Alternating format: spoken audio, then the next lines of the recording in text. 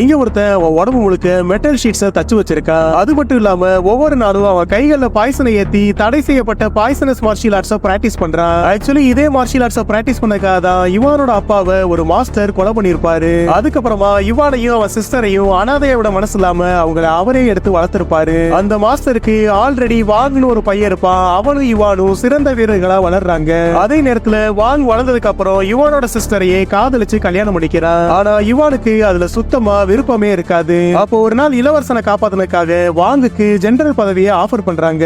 ஆனா வாங் அந்த பதவியை இவானுக்கு விட்டு கொடுத்துட்டு அவன் ஃபேமிலியோட போய் பீஸ்ஃபுல்லா வாழ ஆரம்பிக்கிறான். அங்கிருந்து சில வருஷங்கள் கழிச்சு இவான் வீட்டுக்கு வரதா அவங்களுக்கு தகவல் வருது. அதை கேட்டு மத்த எல்லாரும் சந்தோஷமா இருக்கப்ப வாங்கோட அப்பா மட்டும் அவன் பழசெல்லாம் மனசுல வச்சிருப்பானு பயத்திலேயே இருக்காரு. பார்த்தா அவர் பயந்தது மாதிரியே அந்த பாய்சனஸ் மார்ஷியல் ஆர்ட்ஸை வச்சு வாங்கோட அப்பாவை இவான் கொலை பண்ணிடுறான். அதுக்கப்புறமா வாங்க அந்த இடத்துக்கு வர்றப்ப அங்க இருக்க எல்லாருமே செத்து கிடக்குறாங்க.